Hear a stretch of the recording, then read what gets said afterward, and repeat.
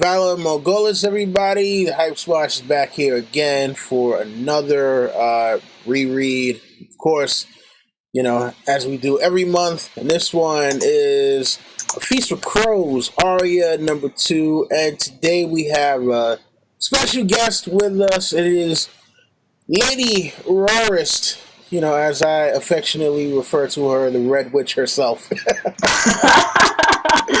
Thank you for having me on. It's been a while trying to get on, as I just spit everywhere. Oh my god. Gross. So yeah, thank you for having me on. Thank you for being here. And of course, we got the guys with us. Unfortunately, no Tinker today. She wasn't able to make it, but we got LT, we got JB, and we got Jerry. Guys, go around the horn and introduce yourselves for everyone who may be watching us for the first time. LT? Well, okay. What's up, everybody? LT Giles here, and I love doing the Feast for Crows chapters because everybody bashes on it. It's the most boring book, and out of all of them, I actually enjoy it, so I like doing Feast for Crows chapters. Cool. JB? I'm JBTV, always happy to talk about the books. It's always a good time, and I'm glad to talk about this chapter. On to Jerry. It's Targaryen Steamboat, and I always love talking about these books, so let's get it started.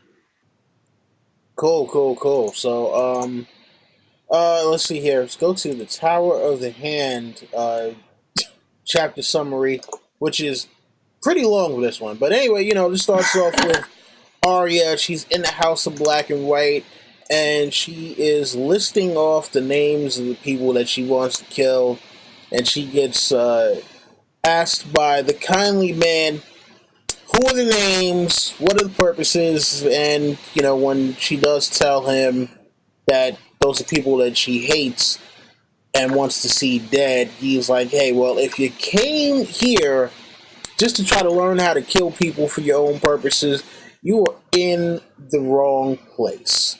So how did we feel about just the opening? Because,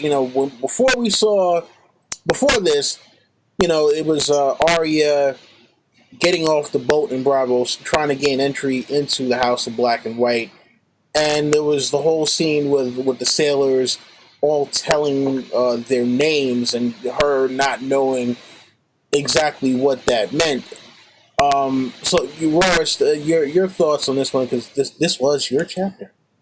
Oh man, well, I love when she's in Bravos, these are my favorite chapters. I've done so many videos on these. What I really like about Arya coming to the House of Black and White is the fact that she's so I know you asked about the beginning, that she's to think where she's been, and she's so happy about being basically in a death cult. You gotta think what she's been through, where she's just relieved to be. And I like what you said about where she didn't realize what they were doing with the names, because basically they were worried.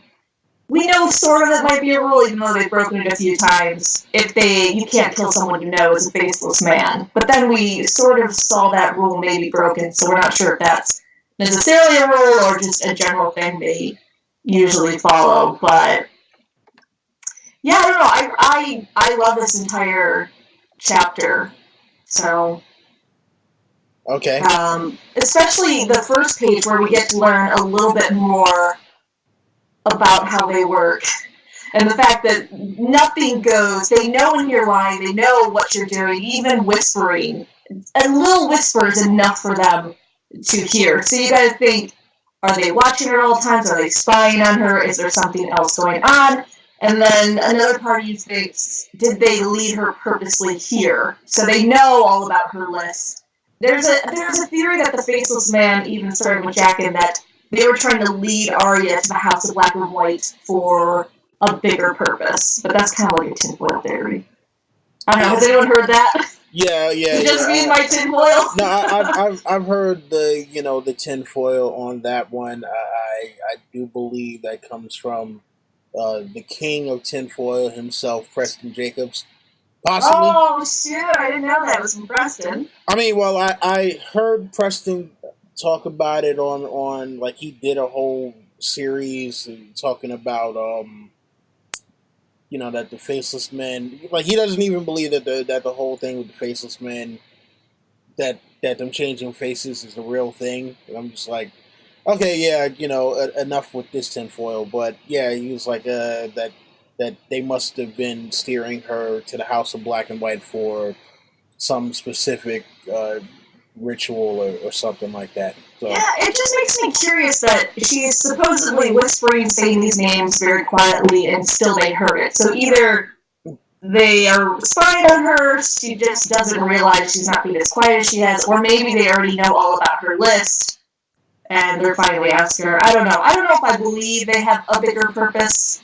I'm really hoping the show isn't how she leaves the House of Black and White, kind of like, nope, I'm out, peace. I love the theory that Arya is Batman and the face of the League of Shadow.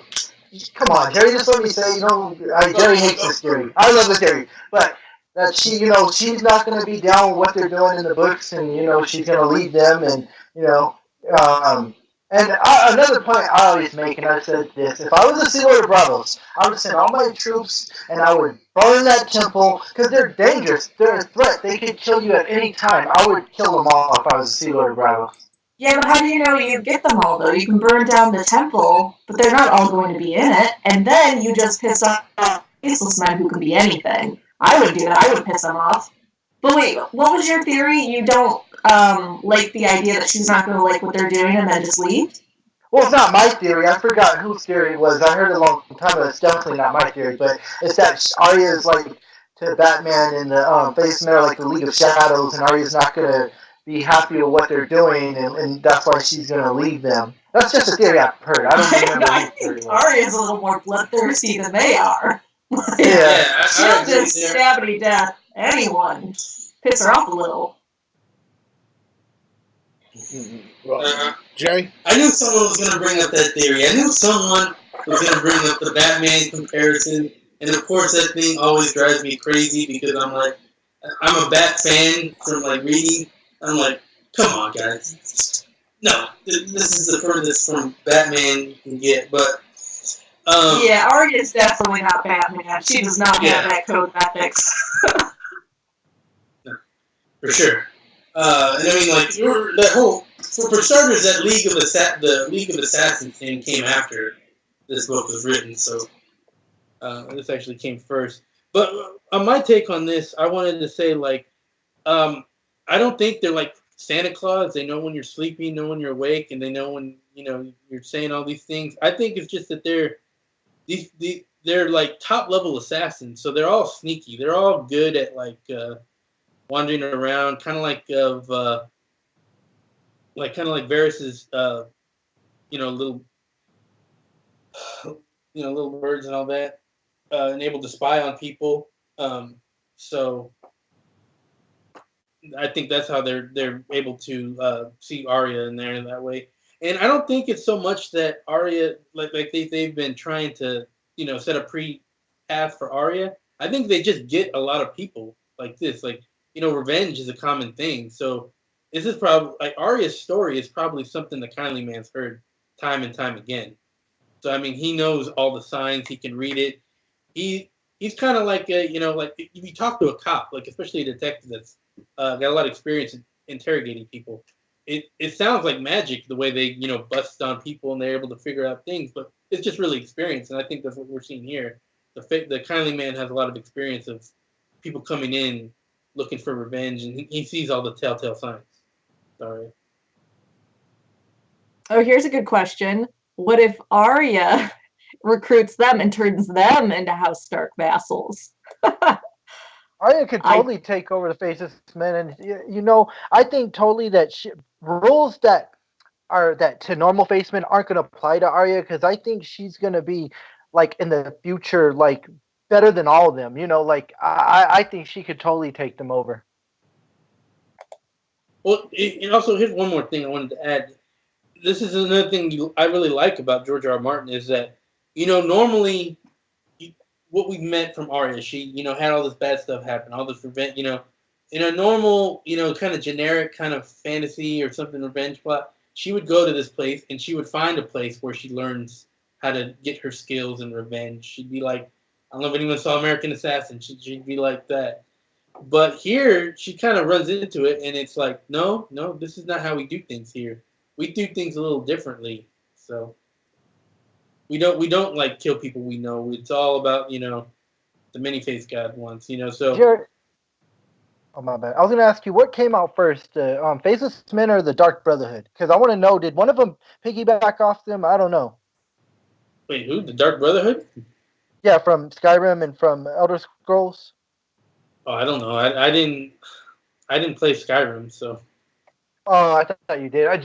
James, you did. I know came this out I before can- Skyrim. This came out like when. No, This came but out even Dark before Brotherhood, Oblivion. the Dark Brotherhood has been around since. Well, I mean, I can tell you Elder that there's Scrolls has been in the Elder Scrolls, there's been dark shadowy groups since 2002, since Morrowind. Yeah, but Morrowind had some. I mean, I don't think that I don't think that a shadowy organization of assassins is not necessarily something that's intellectually exclusive to something. Like that's like a broad thing that could be in many different mediums. But in terms of the beginning of this chapter for me, I think the Faceless Men are some of the most is one of the most fascinating things of the books. The fact that they are in a group of assassins essentially, but that their motivations are different. They're not just out for blood or doing it for monetary gain, as far as we know. And we'll talk about it later with the tie into Valyria and stuff. And I'm just very interested to see what the Faceless Men are going to do in the next book, specifically in connection with Old Town, as we know. But so yeah, this first part of this chapter I enjoy because we see that Arya is still kind of a child.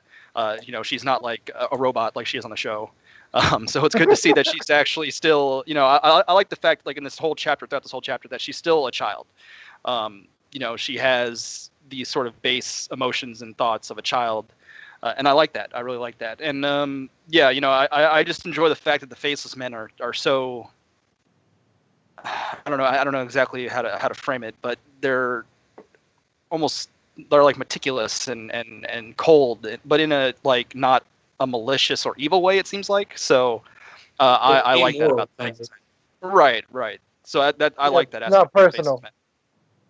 It's business. It's never personal. I mean, it's just that it's not really evil. It's not really. They don't really care. They don't really see things good, evil, or anything like that. They just see things the way things are. And it's just however it falls. So cool. So I was gonna say that Arya is still a child, and this kindly man really points it out. Like, yeah, we don't do things like that. Revenge is, and I think George is kind of pushing it here. Like, revenge is kind of a childish thing. You have to look something more than just wanting personal satisfaction from revenge.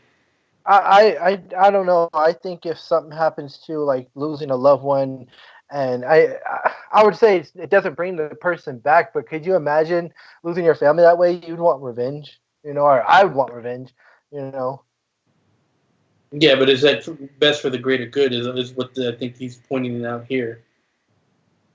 Hey, if Arya kills Walder Frey like she did in the show in the books, I'm all for that. If Arya kills any Lannister, I'm all for it. So I'm all for it. I think the book should be more complicated. If her and Sansa kill Littlefinger in the books, I'm all for it. Oh God. Let's hope this doesn't turn into that kind of terribleness. Anyways, let's move on. Yeah, so there's a lot more that we have here that just talks about kind of her day to day. They pray to the many-faced God. She asks who the many-faced God is, and we get introduced to the other people who are also in the House of Black and White with her. But the only person that can speak the common tongue right now that she knows of happens to be the kindly man.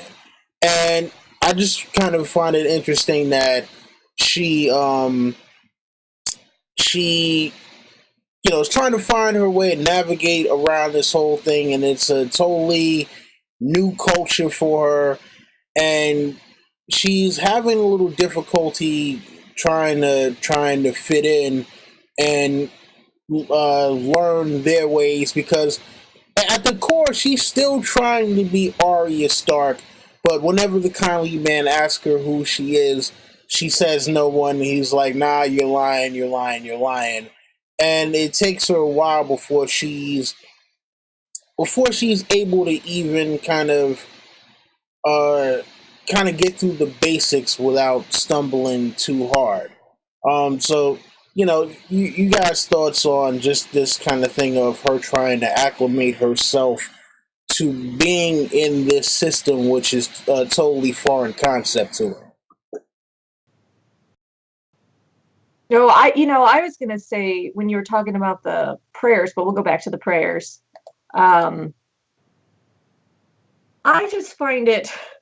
I feel like Arya very much so, despite her saying no one, she's just thinking, I want to learn these skills. I want to learn these skills. I'm gonna get revenge, and she's trying her best to lie to him in order for him to believe her, so she can learn those skills.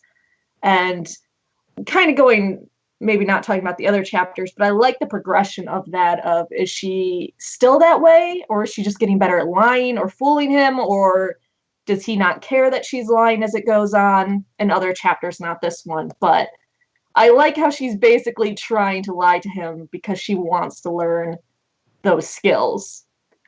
So That's kind of interesting that you say it like that. It also makes me think that maybe the kindly man, maybe he's trying like a Miyagi thing where he's like secretly training her to lie, but she doesn't really know it.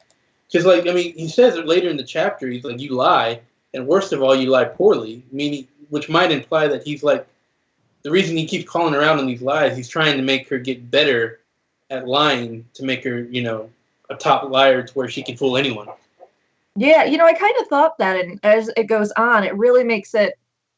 I don't think Arya ever gets to the point where she's like, oh, I don't care about revenge anymore.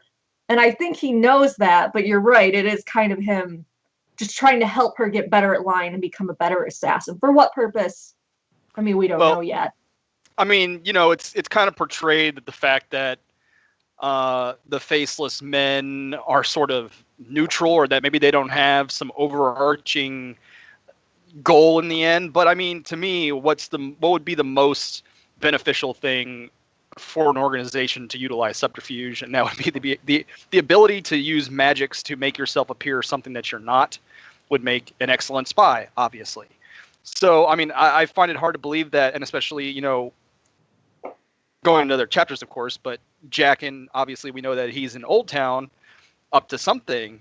Maybe they are training her to essentially be a spy of some sort, or something, because we know that this is a skill that'd be excellent in that area. So even though they appear to be neutral or don't have this overarching plot, obviously I think there's something there. So do you think the fact that they pray in the morning, but they don't have songs or services or praise to please their God, sort of hints towards that too? Like, it's a little suspicious that they don't have those things, proving that it's not that this is some religion, it's that they have a deeper purpose, or no?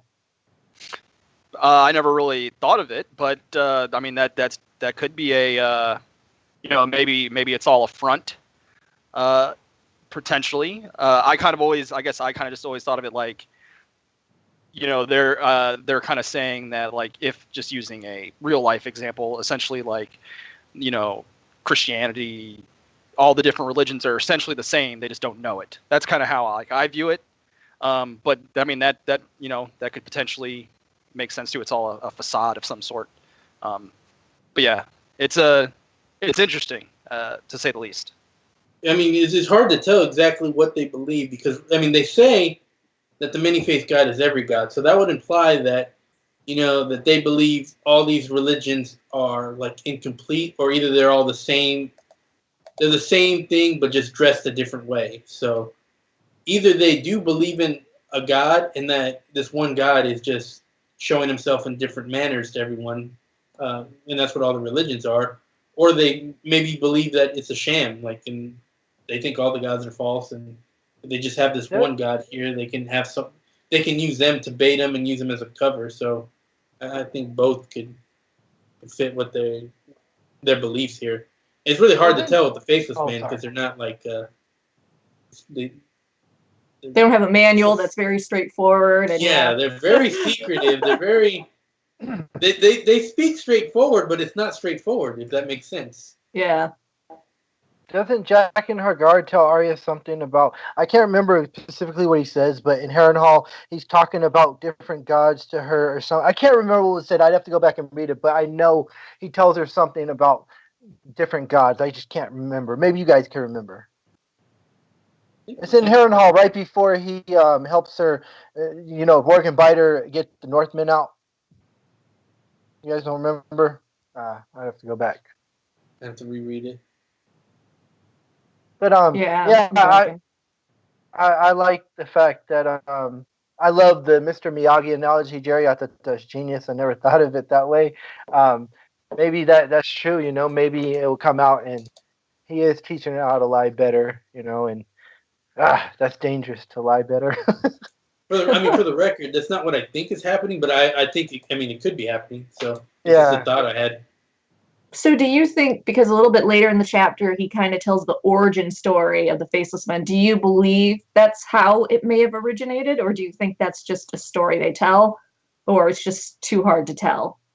I absolutely believe that's how it originated, at least maybe 75% of what it, how any origin story is, things are going to get mixed up, details are going to be left out. So, but I do think, the key elements and the key plot points of that story are true, which has other implications that we'll talk about if we get into this chapter. Yeah, it would be interesting if it did start out with him believing that they were all praying to the same god, the many-faced god, the god of death, and that he did start it, but as we see with most organizations, as it goes on, it becomes corrupted or twisted into something else. So it would be interesting if it did start off as a legitimate religion, but then they twisted it into something else. I don't know. What do we say to the god of death? Not today. Did you, I was about to say the show, they shot down that he's still alive. Oh, yeah. I was like, well, I think we kind of all knew that. This is off subject, but at my job, I work in a casino, right? And there's this same guy that plays at the same slot machine. He's got the same curly hair as the actor of Serial Pharrell. He's got dark hair, and he looks like him. And every time I see him, I'm thinking to myself, I'm like, that's Serial Pharrell. There's a guy at the gym that looks just like Bruce Bolton, and he always goes to lift weights next to me. And I'm like, stop doing that. It's freaking me out. He could be his twin. It's so identical. It freaks me out. Worse could be Ramsey Bolton. You should say hi to him. That is true. If he has a British accent, or I don't know if he's British or Scottish or whatever, but just check if he has an accent, and if he does, then he probably is his brother. Yes. Oh, God.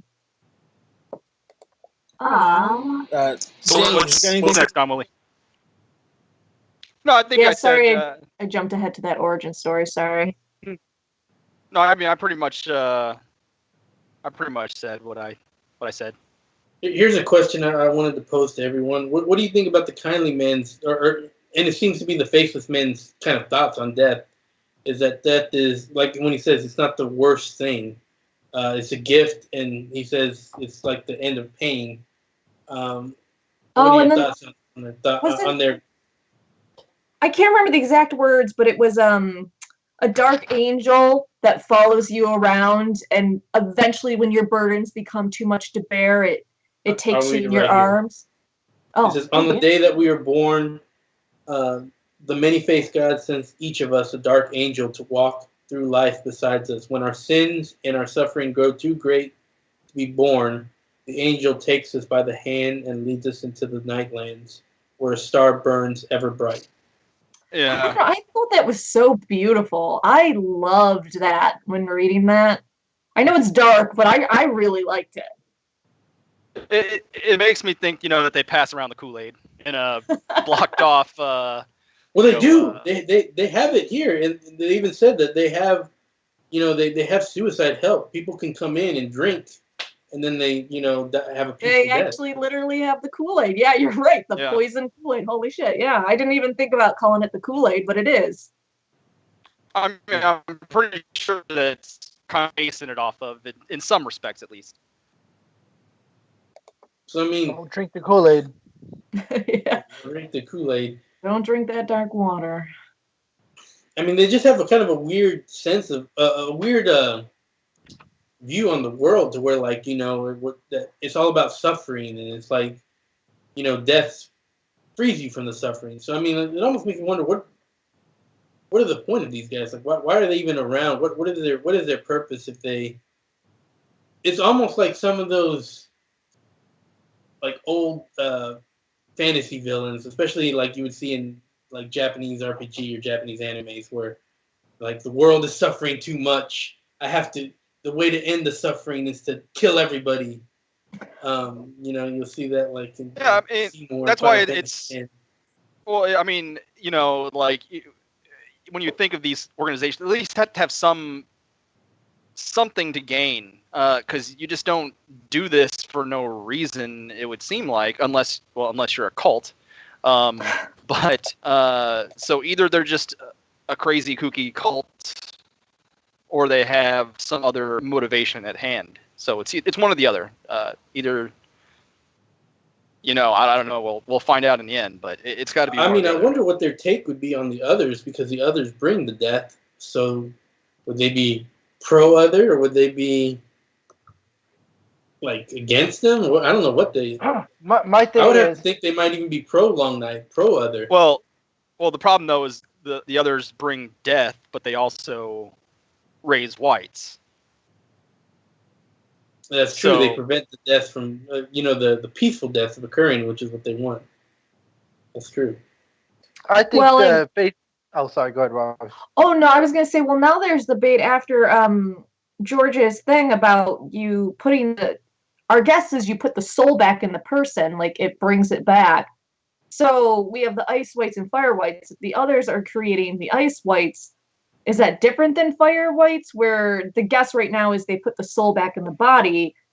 Do they do that with ice whites? Is it still, because they seem to be under control of the others? So is their soul being put back, or their body's just being reanimated? Because if their consciousness isn't there, then they wouldn't care. But if it is, then yeah, I could see them taking some offense to it. Well, I think ultimately the only reason we'll enjoy death or welcome death or champion death is because they have something to gain from the death. If it's done right, they can take their faces and use it themselves. So I think that, yeah. So I think that they would be anti-other, because they don't have nothing to gain from their death. Now, they probably also wouldn't view it as a clean death or whatever, because they're not getting the benefit from it. They're not getting the able to use their faces, etc. So it sounds like, James, that you lean towards more them being kind of full of shit about like being all pro death. It's just that they use it for their justification for doing things to benefit them and essentially rise their organization, which is very possible. We don't know enough about these faceless men to say one way or another. Yeah, because if they were, oh, go ahead. I was just gonna say that after all this shit is resolved with, when Winds of Winter starts, when after all this shit in the North is and everything in the Iron Throne, whatever, and the others start invading and start just taking out, slaughtering people, they better jump on Team People or else they're going to be gone, because it's going to take everybody to defeat them together. That's kind of the debate we were having here, LT, is whether that's what I'm saying. Yeah, right, because if they were legitimately a religion that believes death is a release and everything, would they think, oh, this is the many-faced god's will coming to kill a bunch of people? But if they're more towards what other people are leaning towards, where they're an organization that's full of shit and they're using it to reap money and power and faces and stuff, then no, they wouldn't. Or maybe they do consider it an affront against the many-faced god and that it's a false bringing death. We don't know. It would be interesting to see their take, and also their take on the great other.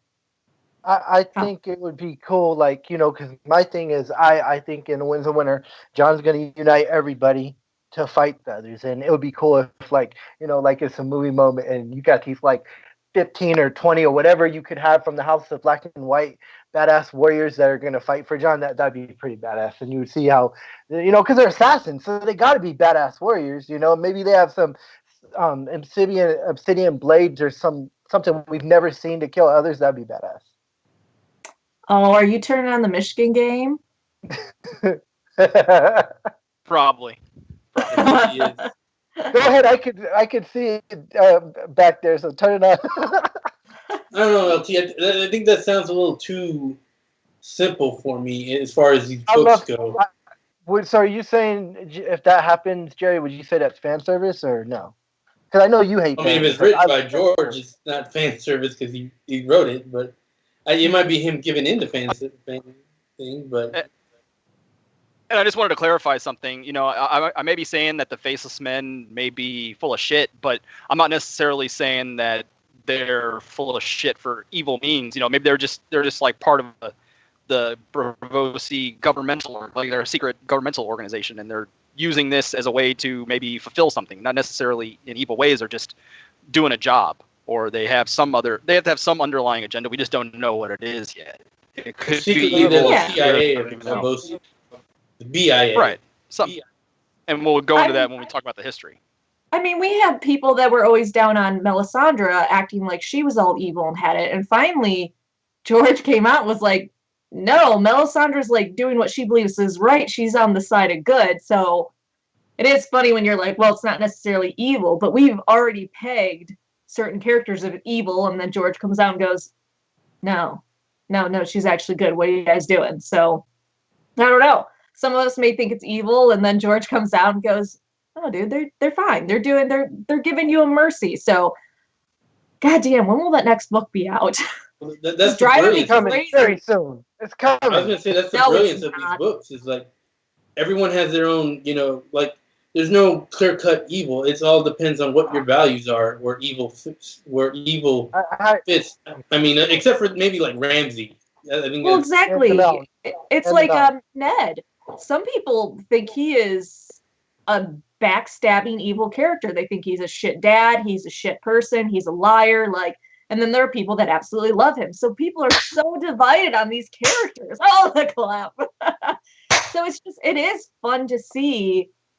And I love on videos when someone's like, oh, I think anyone with a brain can see that this character is a dumbass. And then 5 minutes later, someone will post and go, oh yeah, it's obvious to everyone that this character is actually really awesome, and blah, blah, blah. It's just people are so divided and they think their opinion is the end all be all. And if you don't agree with them, it's just because you're dumb. It's just. Well, it's like the Bible. We all have our people, and I'm not trying to bring up the Bible, but you got people that have their own interpretation. So it's like, this book, it's your interpretation, your opinion, how you perceive it, Jerry thinks Ned's a dumbass and doesn't like him. I love Ned. I think Ned's a great character, and I agree he's stupid at some point, but Jerry just hates him. He just hates them all.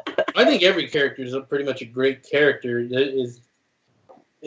As far as reviewing and just examining and analyzing. But do you know I sat on for a couple boards of psychologists, and they were talking about Game of Thrones, and they said the only psychologically healthy character in George's entire series is Aemon Targaryen. What about Hot Pie? Maester Aemon. No, yeah, they said he is the only and I went, what? And they had a list of what was wrong with every single character, but they went, Maester Aemon was the only one that just has it together. I was like, wow. And this was they have 20 characters. Come on, they couldn't have a list of all of them.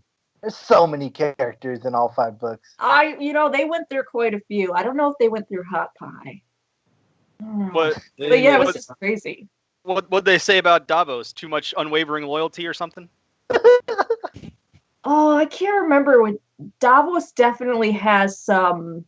Well, Davos cheats on his wife, so is that? He's known women from time to time, but he always treated her well. Oh, that letter he wrote to her was just heartbreaking, though. It was never the husband he was supposed to be, but he considered her the best woman in the entire world. I like when he describes her, and he's like, and I can still remember her sagging breasts. It's like, don't, when you're thinking nicely of your wife, like, don't think like that, dude. Come on. That's not how your wife would want to. Best woman in the world with her sagging breasts. And it's like, Davos, you are not a ladies' man. In medieval times, I would say a majority of at least 95% men cheated. Now, Stannis, I would say probably not, but there is evidence in Dance of Dragons. Melisandre in her chapter says something about the bed's not warm without Stannis. So there's evidence they might have slept together, but if we'll find out. But I don't think Stannis is a cheater. I think he did. I think they do sleep together, but that he does. He seems to be oblivious. He thinks it's just dreams. Oh yeah. We're also going off in the woods here. Yeah, we're going a little bit off here, but yeah. No, Stannis pops up at the end of this chapter. Don't you guys remember? This is perfectly in line with chapter 22. Oh, hey, you want to know what I wanted to ask? Because we're talking about the water and all that. What do you guys think about the candle? You know that you smell it and it relaxes you, like Arya smells Winterfell, and Jon and Robb battling in the yard. I think Sansa singing and stuff like that. Hot bread baking. What do you guys think? How are those candles doing that? How are they soothing people and giving them? Maybe this is I'll say maybe this is like a tie-in to it. You know, they want them calm and relaxed. They don't want them in fear. They don't want the meat salting the meat. So it's just, I don't know. Maybe it's just a relaxing factor, so that they're. What do you think does it though? Gives each person that own. I mean, is there a real world drug that I couldn't think of it? I've been trying to think of that would do a substance that would do that. I mean, there's probably some. I mean, they have like aromatherapy candles that you can get at what's that? That one store my girlfriend loves. That drags me into that freaking store. Or Bath and Body Works. Yeah, Bath and Body Works. Yeah, that's the store. Another thing you have to remember. Go finish it, James. I was going to say. They have aromatherapy stuff that's chemically based, I think. So I mean, it's probably some sort of aromatherapy. And you also got to remember that in these books, a lot of the stuff, like they're exaggerations of the real world. So where like Shade of the Evening, where that puts you like on an LSD trip, but like Alpha Plus LSD trip. So maybe this is aroma candle Alpha Plus. I do like your thing though about it not wanting to salt the meat. Oh, well, that's the opposite of it. It likes to make you fear and salt. Yeah, he calls that salting the meat. Right. No, I think Don. That's what I'm saying. That's what I'm saying. That the candles is the exact opposite effect of salting the meat. Yeah, because they're supposed to be relaxing them and giving them a. But that is. Man, I just like the scientist in me wants to know. I know it's a fantasy book, so anything can happen. But I want to know exactly how they're doing that with the candles. Like, are they putting a chemical into the air? Is it actually magical, where it's just something that's? But they light them every. So I don't know. Like I really want to know what's doing it, and I'm sure George isn't going to explain it because there's no need to explain it. It kind of reminds me of if anyone's ever played Dungeons and Dragons, and have you ever played the Winterland one, where you get to go in the Wonderland one. It's basically a campaign set where you go into Alice in Wonderland and you meet all the things anyway, and everything's trying to fucking kill you in that. Like the Chester Cat's trying to kill you, the Mad Hatter. Anyways, if you get to the Caterpillar, he's smoking this like whatever it is, his little pipe that he smokes, and like if you don't watch it, the smoke will make your character relax and turn him like totally neutral and make him not care anymore. So it might be something similar to like that. Something magical like that. That's really cool. Huh. Hope I hear an echo. Oh, not anymore. Yeah, there was an echo for a second there. Give me 1 second because I actually need to fix something on my end so that you guys don't wind up getting an echo anymore on your end, hopefully. And let's see now. What chapter in Winds of Winter do you guys think, while we're waiting for Willie, what chapter do you guys think in Winds of Winter, like, Arya is going to leave Bravos? Like, her fourth, her fifth? Well, okay, she's had 3 chapters. No, she had 3 chapters in this one. She had 2 in the next one. So, Wait, I really hope she stays there still. Oh wait, hold on is one more Don time. talking? well, we know the Mercy chapter is going to happen there, Yeah. and it still doesn't even look like it's close after the Mercy chapter that she's close to leaving. So I'm thinking at least 2 chapters she'll be there. Wait, Jerry, No, hold on. Because now I can't hear you guys, but everybody else can. Okay, we should be good now, hopefully. Goddamn computers. Testing. 1, 2, 3, testing. Are we still live? Yeah, we're still alive. But So, no, it was just something I had to fix on my end so that it wouldn't be an echo. Sorry about that. I guess I should have brought this up way back when we were talking about this, so sorry to backtrack about this, but do you think it's further proof that Arya and that the kindly man knows she's lying, because we're talking about Wave 4, that he's just helping her be a better liar, by the fact that she hid her sword needle under the step, but she threw everything else away like she was keeping it. I can't believe that he doesn't know that she did that. He can hear her whispering. He knows everything else. He doesn't realize that she hid her sword. Part of me feels like he knows that she did that. But what do you think? Yeah, I think, this is obviously a badass group. And, I think it's all obviously a test. I think they know everything that's been going on with Arya, with the exception of her warging, because they probably don't know that she's a warg. Maybe they do. Maybe they even know that. But I think they probably know. I mean, we could tell from reading in the book, they're the most badass poker players in the world. They can the slightest tell. So I think they know. Yeah, well, even because the kindly man, how could a girl know that when Arya says, I know who's been hitting me, been lying, like pretending like, oh, I don't know, trying to get her to tell, but yeah, you never know. He could have been faking being surprised that she knew. They're master liars. I think he obviously knows. I think that, just like James said, this is the baddest organization. They know. But he also might be like, okay, well, she failed that test for now. Let's see if I keep training her. Maybe she'll just forget about it and she will become eventually no one. Or maybe she might, who knows. And if she doesn't, he pulls a Wonka at the end. He's like, yeah, look, you failed right here. You lose. Good day, sir. Good day, And then he's going to turn around and tell her she won, when she gives up and she gives her needle back or something to them, and then he's going to say she won, right? Take the mask away. No, man, I forgot what I was going to say, man. Right, so again? No, I just forgot what I was going to. Something about needle. Like, I don't think they know about needle. I really don't, because when they call on it, or say you got to give up your attachments, I don't think they know. You don't think they were watching her as she was doing that? No, because they would have called her on it somehow. Like, especially wanting her to join. I just think it's one of her secrets. Maybe they weren't there when it happened, and they didn't have somebody watching at a particular time. I think it's part of an overarching test. They just know. I think they know. I mean, these are like that idea. Yeah, I think they know. Yeah, I think I agree with James. She failed. Like, it might not be like she fails right away. It's more like, okay, she failed right here.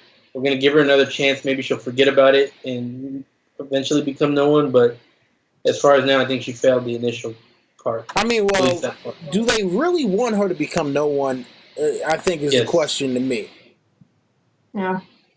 Oh, I remember what my thought was. So they said it wasn't Needle. There's some fans that have that theory that she was recruited to be a face man because she's a warg. I forgot who said that or who came up with that, but yeah. Is that the Preston, Dom? Is that what you're talking about? The Preston theory? Is that his? It might be. Yeah, like I said, he went a little too tinfoil for me at some points. So I'm not exactly sure. I mean, like I said, I do remember him saying that that they wanted her. I mean, and then I think it might have been for the whole warg thing. But again, if they want her for warging abilities, there has to be something that they're going to be able to get out of it. Like maybe their next evolution is, oh, we don't have to kill people; we'll just warg into them. That would be awesome. Oh, that would be because That would be awesome. Yeah, on Tony's it was Tony's Breakers of Lies, dumb theories he's making fun of it. Somebody was saying that Euron warged into Balon and threw himself off the bridge. I'd say my only qualm about that is, since we know that the faceless men, I believe they're working potentially in conjunction with the Bank of Bravos. We know the Bravosi were former slaves, and I think they're obviously they're anti that. And I think that warging into someone else is another form, that's mental slavery, in essence. And I don't think that they'd be about that, me personally. That's a good point. Makes sense. Yeah, it definitely makes sense. All right. Well, listen. Let's move along to another part of the chapter, if we can. And yeah, that is, for one, she isn't allowed to go down to the third level after she does all the cleaning up of the bodies. They take the bodies downstairs, but she's not sure exactly what's done with them. And then after this, she's sleeping in her own small cell by herself, and she receives, she says that she keeps all the gifts that she got from the people at Titan's daughter. She practices her swordplay when she can, and after the waif sees her practicing, the kindly man comes and tells her she's got to throw all her stuff away. She throws everything away except for Needle. Now I know we've talked about the faceless men knowing stuff that she's doing, and I'm not sure if anybody brought up that they think that they're aware that she's kept Needle. Did one of you guys bring that up already? Yeah, we were just talking about that. Okay. All right, so we've kind of already covered this part of it. Can we go on to? Do you remember the part where he is trying to get her to leave, and then he talks about how he can give her a courtesan. I can have you. Beggars will be begging for your maiden's blood. We can find you any husband. Do we feel like, because Arya was called Arya Horseface, but that was like by one or two characters. Do we think that Arya really is beautiful? Because I know Lyanna was beautiful in a wild sort of way, and that part really makes me think if she's good enough, because they're the top of the courtesans. So if he's offering her that, do you think it's just because they can make it happen, or because she really is beautiful and she's not as, I guess, ugly as she's been made to believe? I think she is like on Lyanna's level of pretty. Because remember, Sansa's supposed to be like high level up there in prettiness.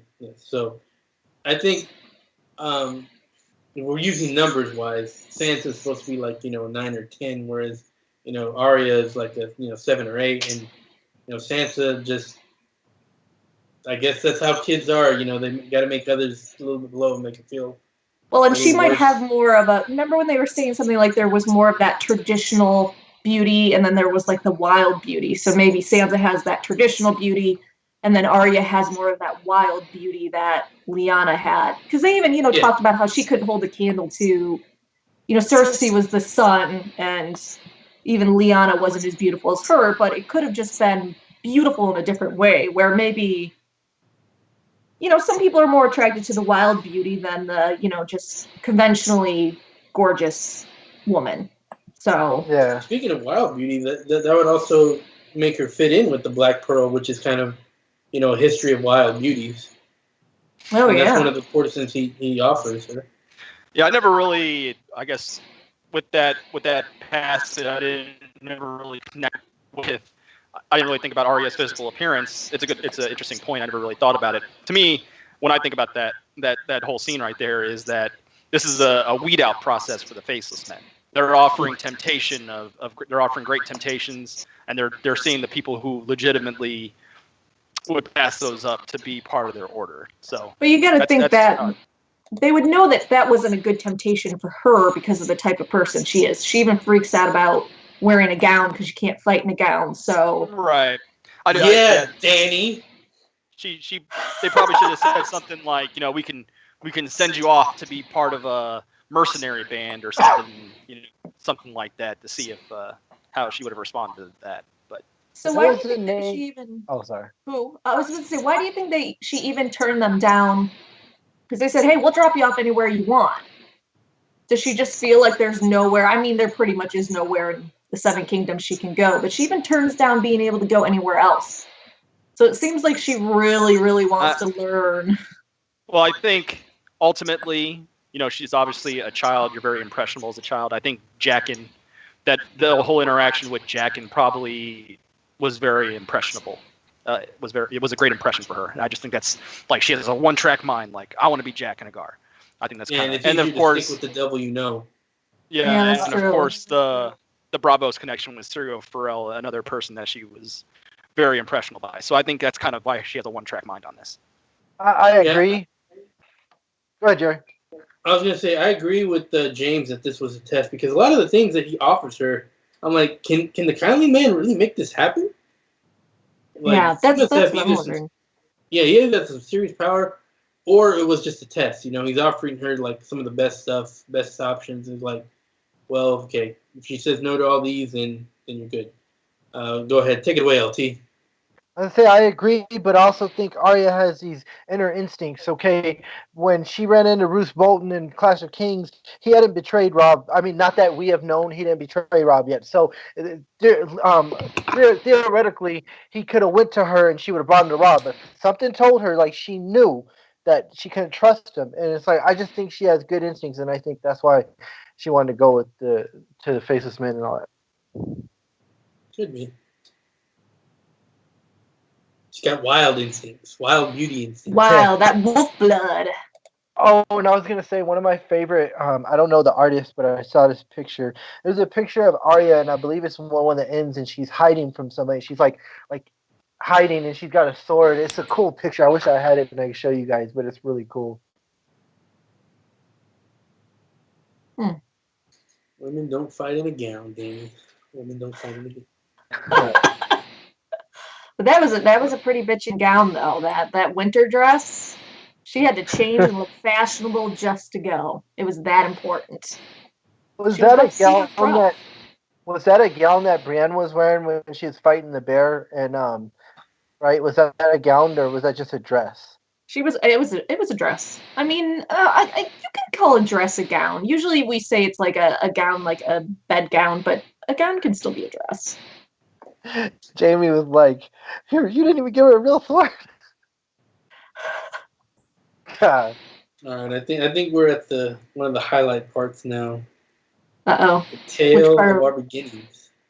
Oh yeah, we were talking about that in the beginning. Yeah, I loved that story. But the general consensus, I think, when we were talking about it a little bit ago, was that you guys think he's telling the truth as much as he can know about how it was founded. I mean, well, my question for you guys is, why do you think he didn't finish the story? Oh, I think because it has some big things to do with Valerian and dragons and some of that magic stuff that he's not ready to tell just anyone yet. See, I kind of felt like he was trying to reel her in and get her to stay. And that goes into if they have a bigger purpose for her or they really wanted her. So I kind of felt like it was a way of tempting a child into staying. Like, I'll tell you the rest of the story later, but now you got to go do this. So I don't know, but... The story, though, is so unappealing to Sansa, to Arya. Everything like that happens, like she's like, oh yeah, did they take revenge on the Masters? Like, no. But it riles her up, though, because he's like, well, eventually they did, but that's a story for another time. So he's saying, hey, I'll let you know. And that speaks to her. oh, they did eventually get their revenge, just like what she wants. But he's like, I'll tell you that story about someone finally getting their revenge against people that wronged them, but first you got to go do this. So I feel like that really would tempt her to be like, okay, I want to stay and hear the rest of the story. Not that she needs temptation to stay. Arya is fully on board with becoming a psycho killer. Could be. Excuse me. All right. So, after she begins the training, though, a lot of it is her, with the waif, and they're going back and forth, and she's learning Bravosi, and she's teaching the waif the common tongue, and she learns that the waif looks young. Apparently, she's over 30 years old, and yeah, she's 36. 36, yeah. Yeah, she's been taking these poisons, or not poisons, potions, and that's what's been keeping her looking so young. Is anybody buying that one though? That she's over 30 years old. She's 36, but yet somehow she's taking a bunch of potions that keep her looking like a teenager. Well, it's weird because he also says it's because she was around poisons. Like, oh, her shrunken appearance is by being around poisons. So. Oh, it was poisons. I don't know why I throw potions. Well, you got to think if I don't know. Maybe this is like a woman's thought on this. There was a way to look that young, look like a kid at 36, or a very young woman. Like that's like the fountain of youth. Why aren't they? Does it have any other side effects? I don't know. That's to make her look that young at 36. Well, he does imply that there's a cost to using those. He doesn't exactly explicitly say what it was, but he does imply that there's a cost to that.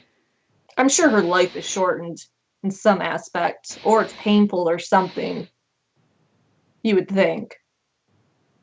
I mean, if you're that changed from poisons, you got to think something is going on. I mean, it kind of reminds me of this episode of House that I saw once where one of the patients, he found out the reason behind her sickness was that whatever it was keeping her looking young.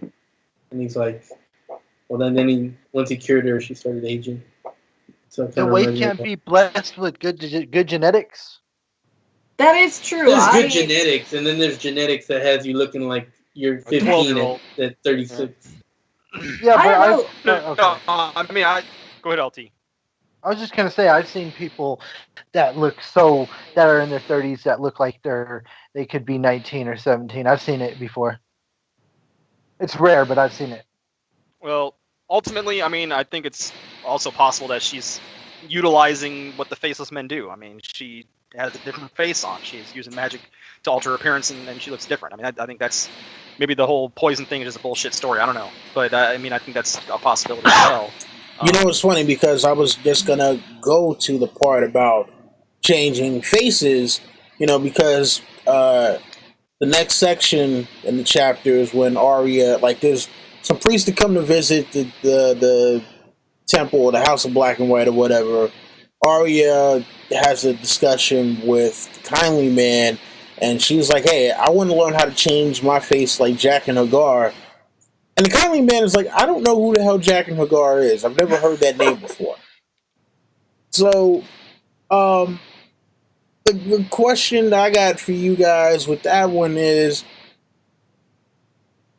all right, what is the reason why the kindly man does not know that name?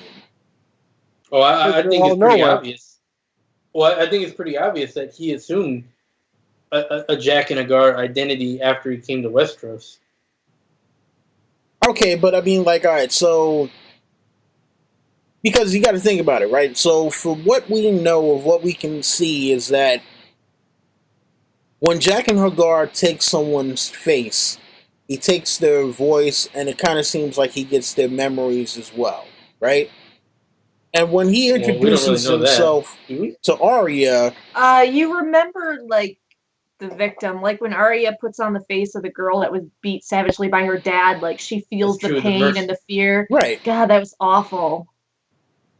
Right. So when Jaqen H'ghar introduces himself to Arya, I'm trying to remember. Does he say that he's from Bravos, or does he say he's from like one of the other free cities? No, he's from Lorette. Yep. Yeah. Okay. Laura. No, but like I remember that she was saying that like the way that he talked reminded her of Syrio Farrell. I just didn't remember if he was saying that he was from Bravos or if it was just like, no, in order to learn what I do, you got to go to Bravos. Like I know that he said, if you want to learn this, you have to go to Bravos in order to become a faceless man. But as far as I forgot whether or not he was saying that he was from there. So all right, he's from Lorath. But yeah, so my question is, like he said, like the kindly man saying, I don't recognize the name Jaqen H'ghar. Arya clearly, got the right information about where to go to become a faceless man, and obviously, if she knows about the whole thing about face changing, and then afterwards she actually gets a face to use, then the question is, is Jaqen H'ghar possibly a rogue doing some kind of solo mission, that has nothing to do with the House of Black and White? I think so. I definitely think so. And you know what? I was just thinking, do these guys communicate by ravens? Like how is Jaqen H'ghar reporting what he's doing? I don't think so. I think he does have his own agenda. I definitely do. On the other hand, do not believe that. I just don't think he recognizes the name Jaqen H'ghar because Jaqen H'ghar is a persona of this entity that is no one. They don't know these different personas on who they assume. He's just no one. So they don't have a name for him because he's supposed to be no one. So they don't know who Jaqen H'ghar is. That's how I view it. So James, basically you're saying that what he's doing in the Citadel is under their orders. He's not doing it on his own. Right. I believe the Faceless Men are in conjunction with the Bank of Bravos, working for the government of Bravos, which are anti-Valyrian freehold. They're made from slaves from the Valyrian freehold, who were under the oppression of dragons. I think Jaqen H'ghar is trying to find information on dragons in the Citadel, and that's his mission. Their mission is potentially to be a force opposing Dany, I believe, because they do not like the idea of dragons existing, because obviously they're from a place that was under the oppression of dragons. I mean, does James and Giles basically always disagree? Not always, but I feel like James you guys are always on the opposite end of the spectrum. Well, James and Jerry tend to agree with each other. They always agree with each other. They rarely disagree. Not always, yeah. Most of the time, at least in this instant, I am going to agree with James because I think, it is possible he could be doing rogue stuff. I mean, that's definitely a possibility. But I think the easier explanation is that, he came to Westeros as no one, and, he could have easily just killed someone named Jaqen H'ghar, taking the face, and he's like, I'm Jaqen H'ghar. Or he just killed someone, taking the face, and it's just like, okay, well, I'm naming myself Jaqen H'ghar. I mean, but see, all right, so here's the thing, though, right? Because when we first meet him, he came from the Black Cells, he's given to the Night's Watch, he's going to the Wall the first time we meet him. If his whole thing was to go to Old Town, King's Landing is further north than Old Town is, and definitely the Wall is way further north. So I'm wondering, like, what happened, what changed that, remember, he was going to the Wall with Yoren for the Night's Watch, so something in there changed that made him decide, all right, I'm going to Old Town to kill an acolyte for the Citadel. Well, we don't know that for sure that he changed. All we know is that something between when Arya left, at some point he goes and kills. He likely goes and kills Balon, and then he goes to Old Town. We don't know. He might have done another mission in between. Wait, you think he killed Balon? I think he killed Balon. Could be any faceless man. It doesn't necessarily have to be him. And let me ask you guys this, just real quick. All right, he's not Jaqen H'ghar no more, right? Because when he leaves Arya, he's somebody else. So he's, Right. I mean, he has the face, but that's we don't even know his true identity because he probably has so many faces that he could be anybody. He could be. Well, now he's Pate. We don't. Yeah, now he's Pate, and Sam's gonna kill him. See, I mean, I would put it this way: like, let's say that they send Arya out on a mission, right? She's not going to use the name Arya Stark, just like he's not going to use what his original name was. He's no one. She's not going to go and be like, I'm Arya Stark. She's going to be like, I'm Samantha something, and they're not going to know that she is. They're not going to if she has an impression on another person and they go to the House of Black and White, they're not going to be like, do you know who Samantha is? No, I don't know who Samantha is because I don't know what alias she used. So that's how I think yes and no. I think they would know if it's like, a persona she takes from the House of Black and White, like, how she takes the Mercy persona. If someone comes asking for Mercy, I think they would know who Mercy is. But if she does like what Jaqen does, like, what he did with Pate, they're not going to know who the fuck Pate is. So I think Jaqen H'ghar is similar to Pate, where he's someone who was killed and assumed the identity of. So basically, Jaqen H'ghar was a rando that was killed by a faceless man, and that's why when Arya shows up and it's like, or when she asks about Jaqen H'ghar, they're like, yeah, nah, sorry, I don't recognize that name, kid. Yeah, and that's why his half of his hair is red, because he's a red shirt. Wait, so when he becomes Pate, is half of his hair still red too, or does it stay the same as what Pate is? Well, that's why he has the white. Jaqen H'ghar knows what he's doing. Okay. So, Don, why do you think the kindly man says that he doesn't know who Jaqen is? I mean, no, I think Jerry probably got it right. He was a rando that whoever he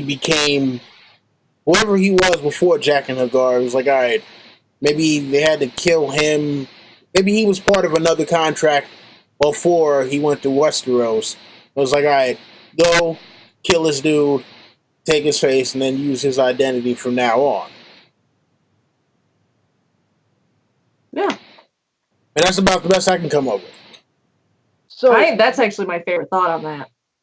Do you guys think, and I know that this is what we saw on this show, but do you think like each faceless man honestly has a stack of faces so they could change their face? Like, what do you guys think? No. I made a joke about that in my 10 predictions, like that Arya was gonna have a Link Legend of Zelda Infinite Faces bag, and we saw it in the show. So. Yeah, I think sometimes they utilize glamours too, even though those aren't as foolproof as taking the face. But I think it's just not them using faces. Sometimes they use glamours. It depends on the situation. Mm-hmm. Just like they can use disguises too. But we just lost James. Is Mercy a disguise or is it a face? That's a face. Okay. Nah, James is still here. He just stepped away for a second. I think one of the points I wanted to make, Don Willie, when you said about Serial Pharrell, I think it was more the words that he was using sounded similar to Serial, not necessarily like his accent or anything. No, not the accent. It was something about like the she was saying like kind of the way that he speaks. Yeah. Yeah. So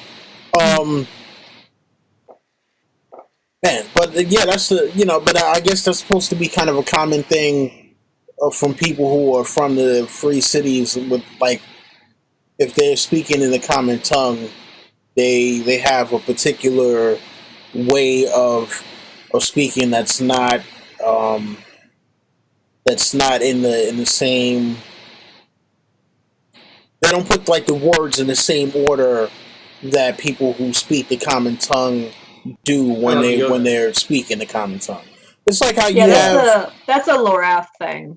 I mean, but it's almost like when you have people who English isn't their native language, and they speak to someone in English, and it's like, I do good, yes, but that's not how we would ask a question. Definitely, like in Spanish, I know there's a lot of times where you're switching the words around in the sentences. The structure's not the same. So you definitely have a good point there. I wonder if Pate's going to be talking like that. That's why I want to hear Pate talk more. Well, I think that the will thing give it away, about it right? is, If he does. I don't think that Pate. I don't think that would happen with Pate because of the fact that, you know, again, if we're going by the premise that when you receive a face, you kind of are able to take on that person's mannerisms, and you're able to really embody the person, then he should go unnoticed until like Pate, you know, Jaqen Pate or whatever should go unnoticed until he does something that is like, wait, this is just way out of the ordinary, even for Pate. I think if Pate tries to mess around and hurt Sam, he's gonna die because Sam is not a great fighter, right? But he's Sam the Slayer, and I think he'll find a way to kill him. So Pate better not try and kill Sam. I mean, well, look, the thing about it, like, I'm thinking what's going to wind up happening with that whole situation, you know, because obviously Sam and Arelis are really cool. Those two are going to be thick as thieves for the time that they're going to be there, and it's going to wind up being something where either Arelis is following Pate around and is like, "Hey, Sam, this dude is acting kind of crazy right now, or he's doing something he shouldn't be doing," and that's how he gets found out, and he winds up trying to kill one or the other, and Sam winds up killing him and then peeling the face off, or somewhere, you know, around that whole kind of thing. But yeah, I think it's going to be Sam that winds up killing a faceless man, and then discovering that there is some sort of faceless man plot. So you got to admit, it'd be pretty cool, even though it'd be sad to lose Sam. It'd be pretty cool if Jaqen H'ghar killed Sam and became Sam, and we got Jaqen's POV from then on out. No, man, nobody wants that. Damn you, Jerry. I want his POV. You know what I was thinking that would be sad too? Okay, say Sam does kill Jaqen H'ghar, and somehow Arya finds out and she gets revenge on Sam for Jaqen H'ghar. All right, we got anything more on Jaqen H'ghar? Because I think we've kind of gotten lost in the woods on that one. Well, we were talking about no, I think that's it at least that's it for me from Jaqen H'ghar. I love the way he talks. All right, so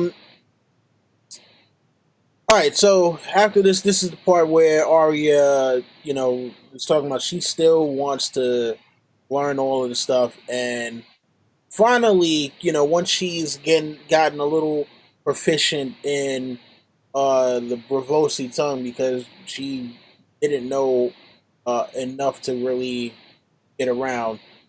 The kindly man tells her to find a fishmonger named Briscoe, not to reveal who she really is. Yeah, and not to, you know, reveal who she really is. And then she comes up with the Cat of the Canals persona, because, you know, she's like, hey, all right, well, since I can't go as Arya Stark and I have to go on this deep cover mission as someone else, she decides to pick up the name Cat in honor of her mother, and say that she's an orphan from King's Landing whose father died. Whatever. I'm trying to remember. His father was an ore master for the galley, and then both their parents died, and she's an orphan. Right. And that the ship left her behind, and the ship was named Nymeria. Thank you. Yeah, because my mind totally just went blank. What you missed, though, is the part where she said that she could be salty from salt pans, and the kindly man was like, "No, that's Don Willie. You got to choose another name." Oh shit! Ding ding ding. Good one, Jerry. Good one. Very good one. Man, so you would think, I don't know, I'm just throwing this out here. You would think that since he knows she's Arya of Winterfell, he would know her mom's name and know that her picking the name Cat is still her being connected to her past. Her mother's name's Catelyn. So I wonder why. It actually more credence to what they were saying with the fact that he knows what's going on with her and that he's training her for something, that he didn't call her out and go, no, not Kat, you're not Arya, don't pick your mother's name, or a variation of that. So it's interesting that he didn't call her out about that. I find it very hard to believe that he doesn't know her parents' name.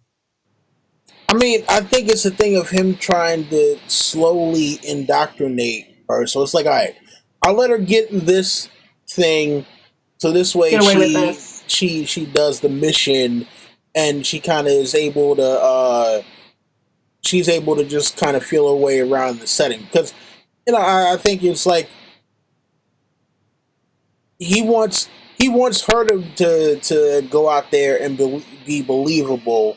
And I guess maybe if she has to pick some name that's not as familiar to her, it might be a little bit more difficult for her to stick with the persona.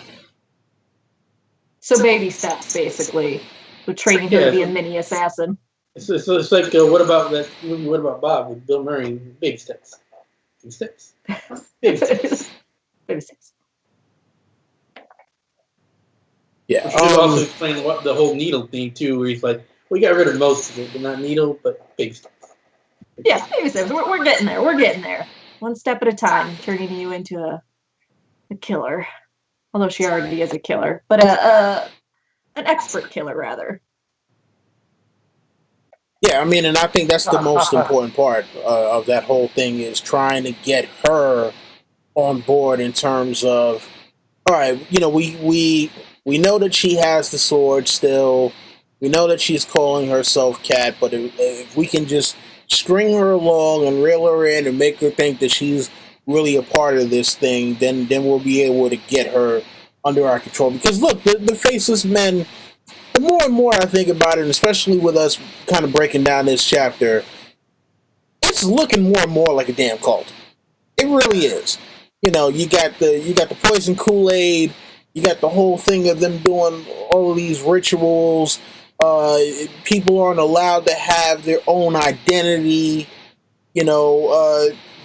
Everybody is compartmentalized. It's like, oh no, until you reach this level, you're not allowed to go into this part of you don't have a family. You don't have friends. That's usually what cults do. They separate you from friends and family. Yeah. If it smells like a rat, it looks like a rat, by golly, it's a rat. It's a cult. So what you're saying, Don Willie, is that Jaqen H'ghar is Charles Manson? Or Jim Jones. Jim Jones? I mean, remember Jonestown was the one with the Kool-Aid. Yeah, Jonestown was the one with the Kool-Aid. So, I mean, think about it. They're closed off in the compound. Everyone's afraid of them. Oh, no one wants to. No. Willie, the Jonestown, they force people to drink it. They don't force people to drink the Kool-Aid. A face man don't force them, but I mean, remember, the thing in Jonestown was he originally wasn't trying to force people to drink the Kool-Aid. He was trying to get them to do it on their own. And then when someone drank the Kool-Aid and realized, someone drank the Kool-Aid, someone else saw them and realized that they died from the Kool-Aid. And it was like, yeah, this person died. And it was like, yeah, now you're going to die. Everybody did damn Kool-Aid. So, the people who resisted, they pointed guns at them and forced them to drink it. Right. But that wasn't supposed to be the original plan. The original plan was supposed to be to get everybody to drink it on their own. Was it the Heaven's Gate people? The people that would, we'll wait for the aliens to come back, and it was like, we got all wear tracksuits and Nikes, and then I think did they drink poison Kool-Aid or lemonade or something like that? Kind of. I don't know what exactly it was. It was like a cocktail, and then they put bags over their heads so if they woke up, they'd suffocate themselves. And they all did it in a compound, and they were in like bunk beds or something like that. And they all did it except one person. There was only one person who didn't do it. Yeah, the leader. No, the leader did it with them. It was another guy who actually, I saw this documentary on it. It was a guy who runs their website, who's still alive, who runs the cult. Oh, wow. Yeah, but the cult leader died with them. Yeah, so but we haven't seen. We haven't seen the faceless men force anybody to drink it. I don't think so, right? No, but I mean, it's obvious that they've been indoctrinating people into this whole thing. So now, when people show up, it's like, all right, well, we're gonna have you go through all of these rituals to kind of break you down, and I actually would disagree with that indoctrination fact. I don't think they indoctrinate people. I think they want people that actually believe in their cause. That's the reason why he's offering temptation, because they're weeding them out. I don't think they're indoctrinating people. I mean, well, when I say indoctrinating, I don't mean like overt, like, oh, this is what you have to believe in. I think it's more of a thing where, like, if you guys ever played Mass Effect, in Mass Effect, there's the whole thing about this alien species called the Reapers, which they indoctrinate you slowly over time in order to kind of bring you into their way of thinking. It wasn't an overt thing where you must do what I say, all the time, every day kind of thing. It was like, oh, no, yeah. All right, oh, cool. If you like that, try this. I think this might work too. You should do this as well. And I think that's what I'm talking about in terms of a more slow indoctrination, where it's like you let people think that that some of the stuff is their idea, but then also you kind of almost, not even just indoctrination, but inception to a certain extent. I think it's actually it could easily be both. Like, they're weeding out the ones that might be hard to indoctrinate, and they're taking out their A+. They're keeping their A+ candidates, and then they're doing the indoctrination. There's no reason it can't be both. Could be. Very well be. Lawrence, you got anything? No, I actually like your back and forth, but I was going to say, when you were saying the drink the Kool-Aid, I think maybe Guile said something about it, saying that they didn't actually, they don't drink it, they don't force them to. Drink the Kool-Aid has kind of become a phrase we use when we say, like, they're buying into the BS. So it's not necessarily they're drinking the poison Kool-Aid and dying. We now use that, like, oh yeah, they joined the salespeople or whatever because they drank the Kool-Aid. They believe they're bullshit. So it's not necessarily drinking poison stuff and killing yourself. We've evolved to use that saying for they're buying into their BS. So I feel like the way, Don, you were using it was absolutely correct, that people are buying into the Kool-Aid for them. It's not that they're making them drink poison, it's that they're buying into their whole, oh, we're a religion of, the many-faced God and blah, blah, blah. So it's one of those weird things where it's kind of evolved into how we use it nowadays versus, what it could literally mean. It's like figurative versus literal. Right. Like if I joined Scientology and was giving them all my money, my family would probably say I was buying into their Kool-Aid, right? Yeah, you see it a lot in sports. Like actually, LT is a good example where he wrote on his Facebook a month or so ago that the 49ers are going to win the Super Bowl. He was buying the Kool-Aid right then and there. I was completely wasted, and I didn't remember doing that post. He was wasting on Kool-Aid right then and there. When I came to it, I said, "Hey, you know what? I posted it. Whatever. I'm not okay." Yeah, I was buying into it. Definitely. I mean, well, we're not nothing.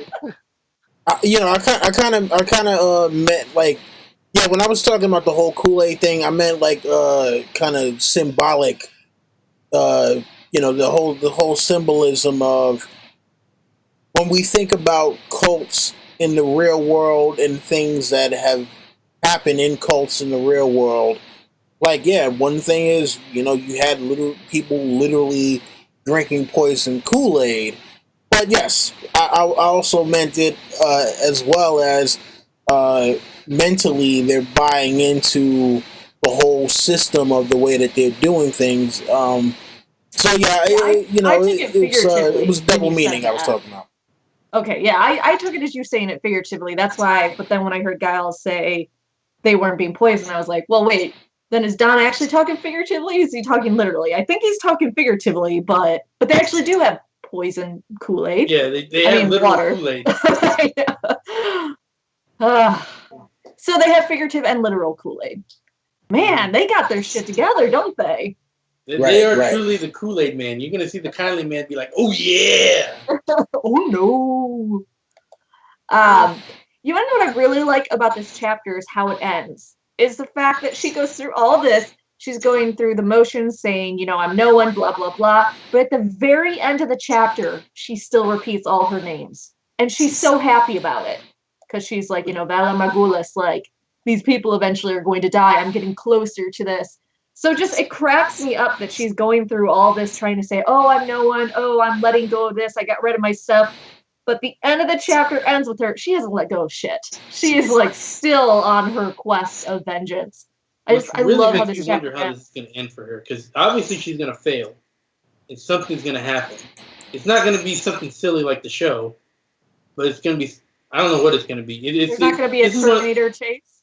No, there's not going to be that. This is one of the faceless men are one of the hardest things for me to even come to predict in the books. And what's going to happen with Arya that's extremely hard for me to predict. I think it's not going to be simple. I think everyone's predictions are going to be wrong, and I'm looking forward to what George surprises us with. You know what the moral of the story is? You can't break a wolf, baby. You can't break Arya Stark.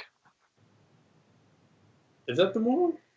That's the whole moral of the series. Can't break a wolf, baby. George throws a curveball at us.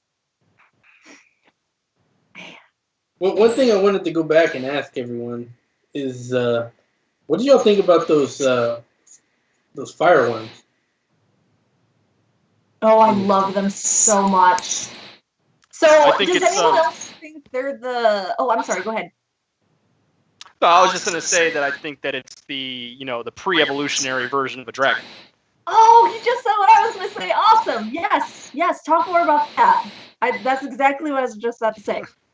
I mean, I just think that, it's over time, they started as one thing and something, they probably had the necessity, or they became better predators by flying, obviously, and then that's when they went from burrowing worms to flying dragons. And I mean, I think that it's pretty clear. I think it's pretty clear that's the case. Well, because we have all those stories, remember? And like, we don't know if they're horror stories of, how like things just people get by, but they tell these stories of them mating beasts with other beasts and beasts with women to like create these. So like, we kind of have this idea that the Valerians were all about breeding and trying to like make new things. So I could totally see the fireworms as one of those experiments or one of the evolution of. That excites me so much. So. That would mean dragons aren't natural. Then that would mean dragons are a science experiment. That really kind of changes everything. Like that would definitely imply that the dragons are not the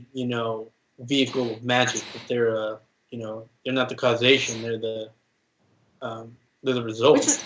There's been a lot of debate about that because people say, oh, magic came into the world because dragons were born. And they're like, well, no, magic started coming into the world before that. So, or more so in the world, but yeah. Yeah, and that would imply that these are not supernatural beings. There's nothing natural about them. They're super scientific beings at that point. I mean, well, that whole thing is a little weird as far as the magic is concerned anyway, because, you got the White Walkers, which are clearly magic, the Children of the Forest, which are clearly magic, that have been here that whole time, but yet in other regions of the world, it seems as though magic, like, when we think about Ashai, we hear about all of the magical stuff that's supposed to be happening in Ashai, but since we don't see it, it's like, how much of it can we actually rely on?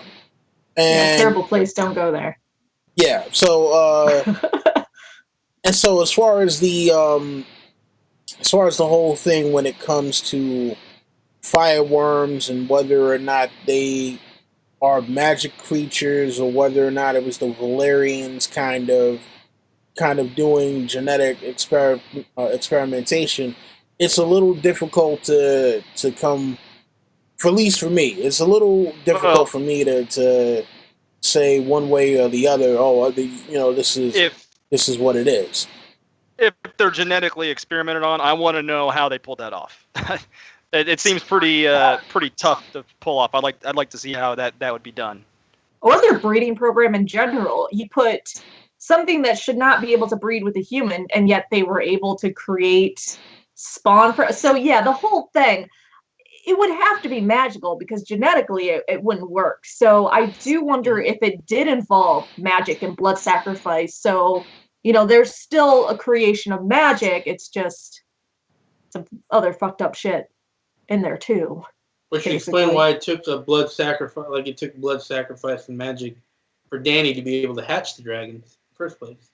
Yeah. Which makes sense. Because I was thinking when you said evolution, I was like, well, how long ago is this story? Because evolution it takes a long time. Takes a very long time, hundreds of years. And Westeros is even slower than or Planetos is even slower than ours. So I'm thinking that would be like millions of years for them.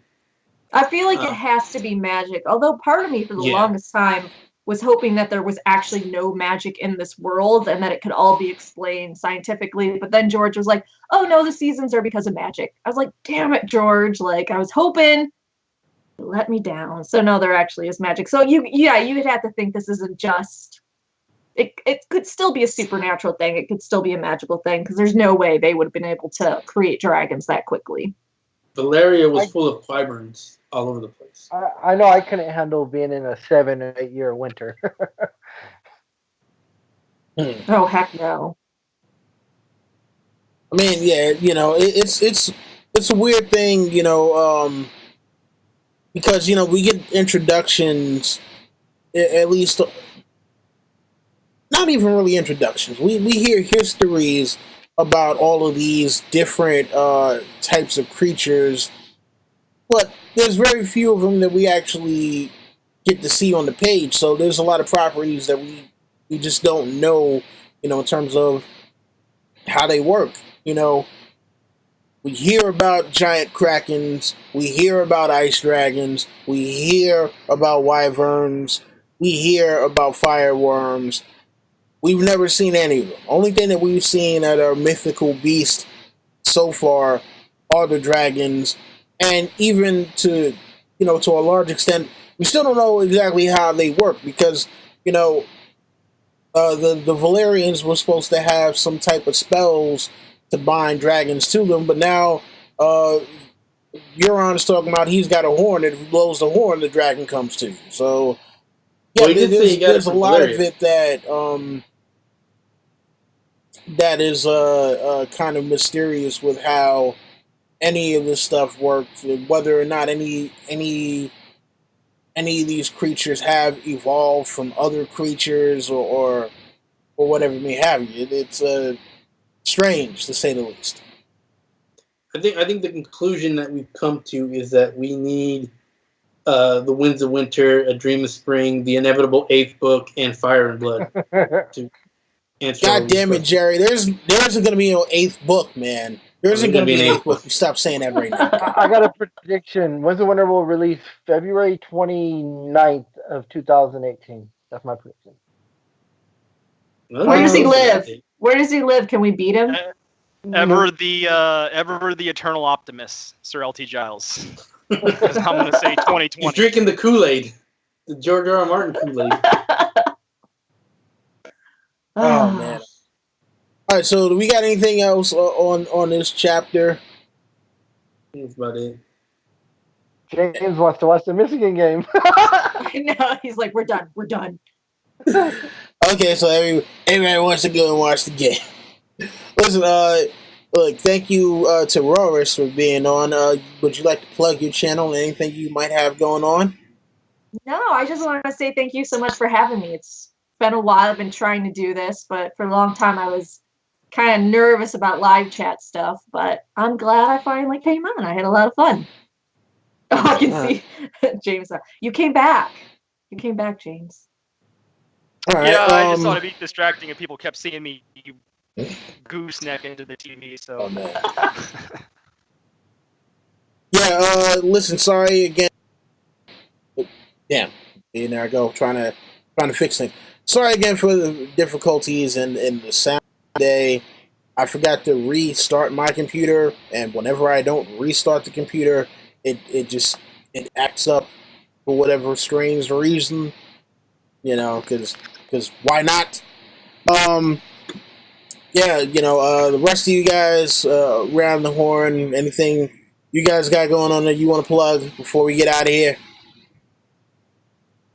No, Yeah, I you just can- want to say that, like, if you want to hear more about our talk about, like, where some of these mythical creatures come from, you might want to check out our last one where we had Lucifer Means Lightbringer. He had a lot of interesting thoughts of where some of these dragon, sea dragon, and kraken myths might have come from. So, check out our previous work with that.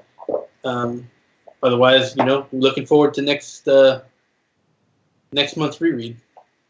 And thanks, Roris, for coming on. It was a pleasure. Definitely thanks to Roris for coming on. And who knows what chapter we're doing next month. I know we've been doing recently, whoever's like last month, the Wayward Bride was for my birthday month, and I'm not sure who has a birthday this month or if we're just gonna vote again, but it's always great doing chapter rereads. Yeah, just stay tuned to the channel, see what comes on. Thanks, Roris, for coming. Subscribe to JBTV if you do not want to, if you don't want new content. But yeah, yeah. I thought you were going to make a video, James, about how happy you were that Brian Cockman might be the lead guy for the next Game of Thrones sequel. Anyway. And yeah, of course, I will be back Thursday, 8 p.m. Eastern, with another Ice and Fire opinions. And I'm working on this damn case against Dan and Dave. I'll get to it eventually, sooner or later, or whatever. But yeah, Thursday evening. Who am I doing this time? I believe it is either Craster. No, next one is Jaqen H'ghar. So hey, great. Oh, look at that. We got a Faceless Man chapter today, and Thursday I will be talking about the most famous faceless man of all, Jaqen H'ghar. So, yeah, listen, thanks to everybody who watched this live today, and again, apologies for audio difficulties and all that stuff. Thank you to everybody who will watch this later. Make sure to rate, comment, subscribe, share, and tell your friends. Come back for more. My name is Don Willie, and this has been Hypes Watch and Roris. And we are saying Vala Doharis to all of you guys out there. Thanks for coming. Adios, muchacho.